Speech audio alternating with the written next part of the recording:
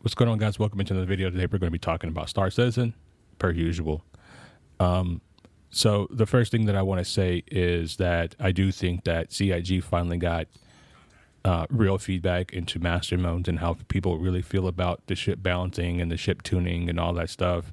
And I think it may or may not have opened their eyes.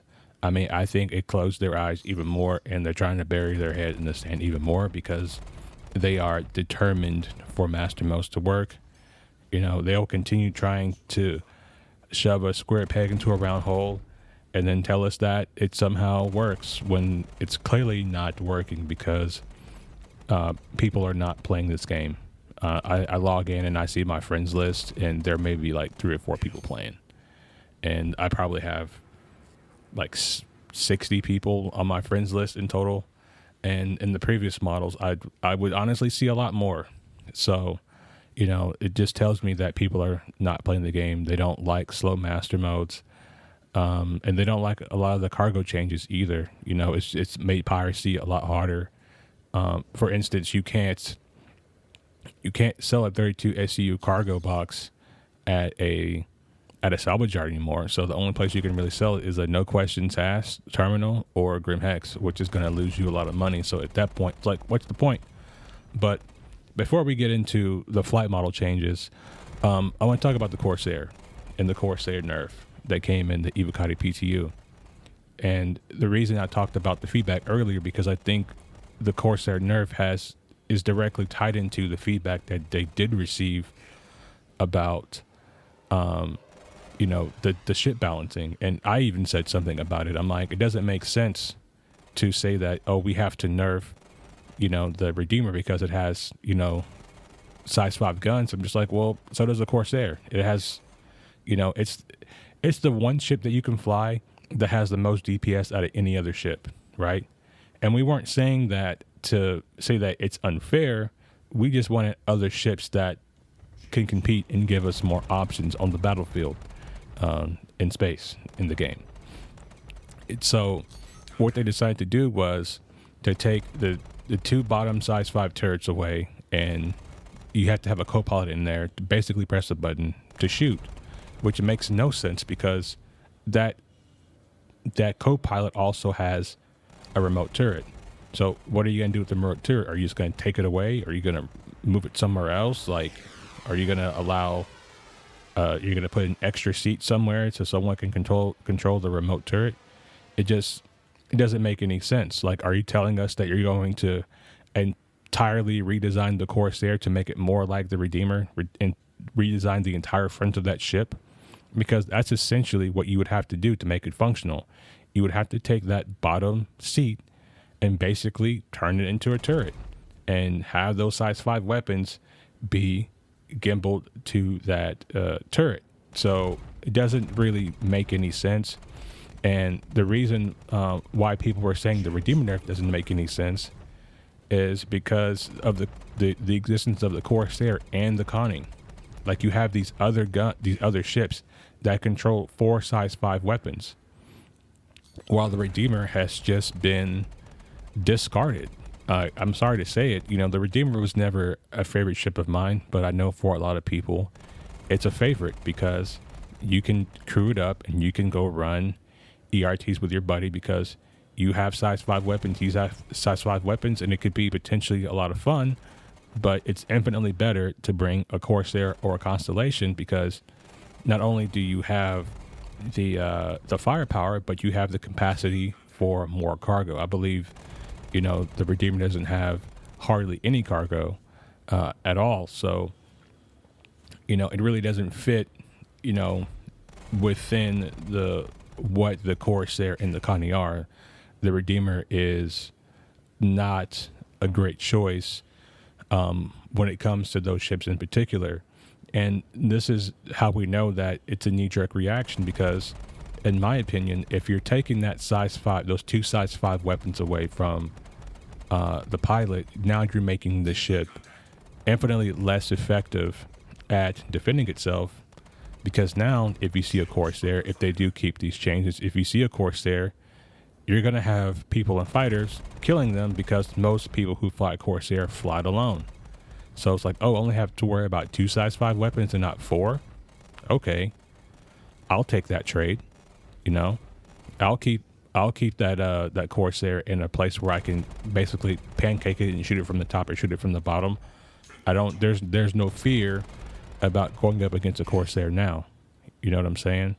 So this is how we know that it's a knee-jerk reaction, and this is how we know that it's probably the dumbest decision that CIG's ever made. Now, to be fair, right, or unfair, this could potentially be because there's also a ship that they want to sell at CitizenCon that has a similar kind of loadout to the Corsair. And maybe they want to sell that. Maybe they want to get as many people as they can to buy their new ship because they need money. I don't think their funding has been where it's been in the past couple of years because a lot of people are currently unhappy with the game. So either way you slice it, right, it doesn't look good for CIG, at least in my humble opinion. The next thing that I wanted to talk about here was the speed change to all ships having their boost reduced by 25%. That's artificially solving a much deeper issue. And the issue is this essentially, right? So the Hammerhead and the Mark II Hornet both have size 4 hard points, right? It's no secret. Everybody knows this. The problem is with the Hornet, those size 4 weapons can shoot the same distance as the Hammerhead's size 4 weapons. So that means in a fight, because the Hammerhead is physically larger than the Mark II Hornet, the Mark II Hornet can shoot that it can shoot that Hammerhead from much further away and apply more effective damage. So if you have multiple of these Hornets attacking a Hammerhead at range, the Hornets are probably going to win because they're harder to hit at range. And that is the problem really with the flight model, is that these weapons are not tied into the power plants. So what do I mean by that? Okay, it's very simple. If CIG can tie speed into your quantum drive, they can tie weapon power and output to the power plants. And I would say that would be a more effective change than nerfing speed, because no matter how fast you can go, there would be no light fighter in the game that could come close, or they couldn't simply kite a Hammerhead or any multi-crew ship at range, because the effectiveness of their guns will never reach a multi-crew ship, right? So let me give you guys an example, right? So let's use size 1 power plants here for my example. Essentially, what you would do is you would say, okay, if you're using a military grade A size 1 weapon, not a size 1 weapon, but a size 1 power plant, you have an effective range of close to 1,000 meters, depending on your particular weapon setup. And let's just say you're using an industrial grade A power plant, you're going to have a range of around 850 to 900 meters for your weapons. And the reason for that could be this, and it's very simple. That industrial grade A power plant is designed to power tractor beams. It's just designed to power mining lasers and things like that. So it's a very slow and sustained kind of power output versus, a military grade A power plant that needs a lot of power for weapons and sustained fire. It's a very different kind of way to use your power plants. And if we put, a military grade A size 1 power plant in an industrial ship, what you can do to make it, gamified and make it balanced is your zone for mining lasers goes down significantly, because you risk the risk for overcharging your components is much greater, right? Because that power plant's not designed for that particular ship. And vice versa, if you're using an an industrial grade A power plant and a fighter, you're not going to get the same weapon output and recharge times that you would get if you're using a military grade A. And that infinitely solves the problem better than using or just, using speed to balance the game. You actually have to make people make decisions that make sense. It doesn't make sense to go into your game and just start killing speed because some people are going out and they're killing people in interceptors. Interceptors are not the problem.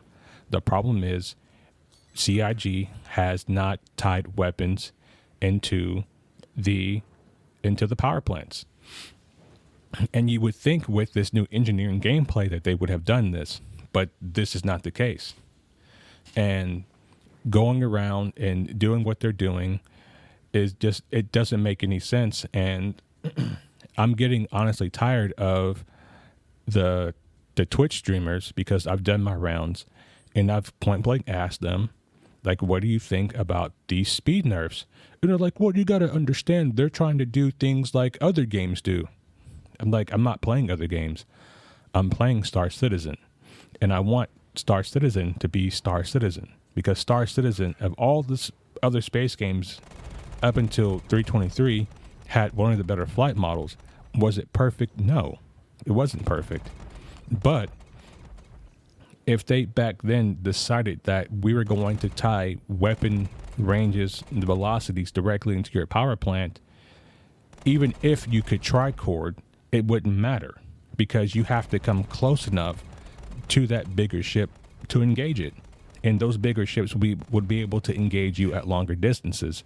Now, speaking of tricording and things like that, if we are going to make the changes that I suggest, you kind of have to bring back tricording because we essentially, with turrets, have aimbot.